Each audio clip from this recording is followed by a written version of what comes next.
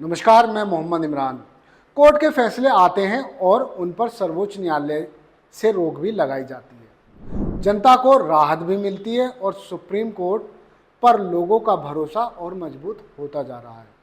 Supreme court में अब मदरसा education act 2004 को निरस्त करने के इलाहाबाद हाई कोर्ट के आदेश पर रोक लगा दी गई है। इससे उत्तर प्रदेश के करीब 17 लाख छात्रों को राहत मिलेगी। साथ ही 10,000 से अधिक शिक्षक बेरोजगार होने से बच जाएंगे।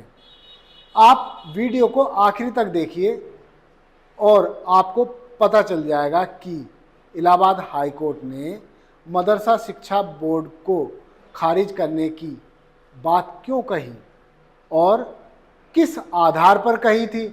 दरअसल 2004 में मदरसों को नियमित करने के लिए यूपी मदरसा शिक्षा कानून बनाया गया, जिसके तहत यूपी मदरसा बोर्ड की स्थापना की गई। इस मामले में हाई कोर्ट ने कानून को धर्मनिरपेक्षता के सिद्धांतों का उल्लंघन करार देने वाला बताते हुए असंवैधानिक करार दे दिया था।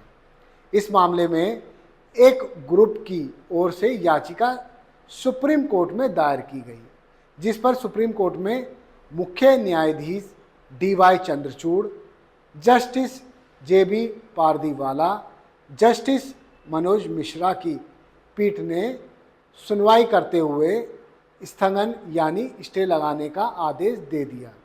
सुप्रीम कोर्ट ने कहा कि इलाहाबाद हाई कोर्ट ने प्रथम दृष्टया यूपी मदरसा कानून के प्रावधानों की गलत व्याख्या की है।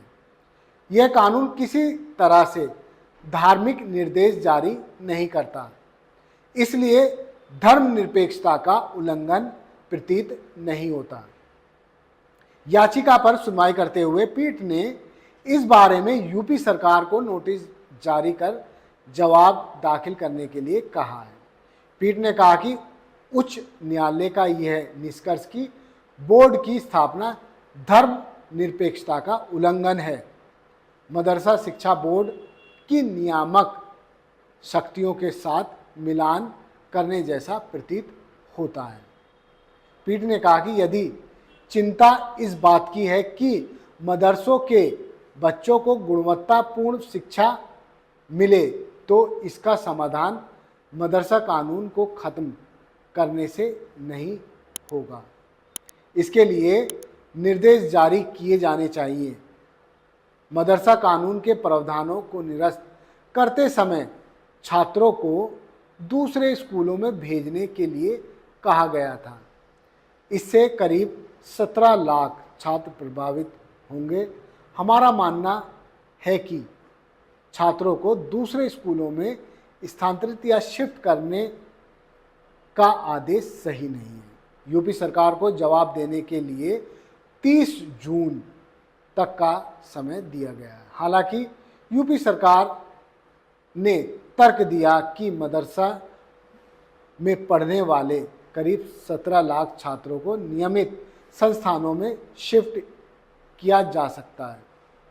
Additional solicitor general KM Nataraj ने कहा कि अगर फैसले पर रोक लगा दी गई तो राज्य सरकार को 1096 करोड़ रुपए का वित्तीय बोझ उठाना पड़ेगा। धर्म का उलझाव अपने आप में संदिग्ध मुद्दा है, जिस पर विचार विमर्श की जरूरत है। हालांकि याचिकाकर्ताओं की ओर से वरिष्ठ अधिवक्ता अभिषेक मनु सिंघवी, मुकुल रोहतगी, PS पार्टीवाला, सलमान खुर्शीद आदि ने हाई कोर्ट के फैसले पर सवाल उठाए।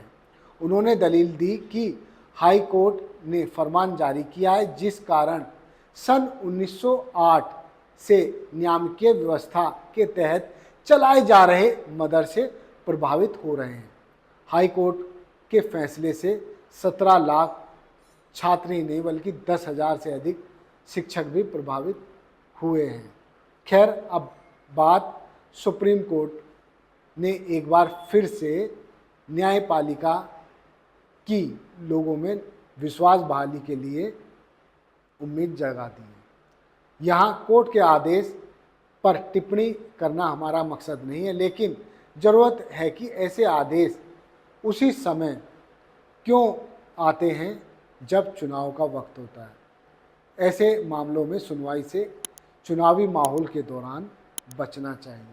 खैर, आपने प्रधानमंत्री नरेंद्र मोदी को सुना होगा, वो हमेशा कहते हैं कि चुनाव हर साल हर महीने चलते रहते हैं, तो क्या न्यायपालिका और अलग अलग एजेंसियां अपना काम करना बंद कर दें? खैर, ये सब राजनीति है, लेकिन सुप्रीम कोर्ट के आदेश का जोरदार स्वागत किया जा रहा है। इससे 17 लाख छात्रों के चेहरे खिल उठे हैं। इतना ही नहीं, 10,000 से अधिक शिक्षक जो अब तक टेंशन में आ चुके थे कि उनकी नौकरी जाती रहेगी, अब उनको भी एक तरह से विश्वास हो चुका है कि उनके साथ न्याय होकर रहेगा। सुप्रीम कोर्ट के एक के बाद एक आ रहे फैसलों से जनता में न्यायपालिका के प्रति विश्वास बेहद मजबूत हुआ है। धन्यवाद। आप देखते रहिए जय हिंद जनाब। चैनल को लाइक और सब्सक्राइब करना ना भूलें। जय हिंद।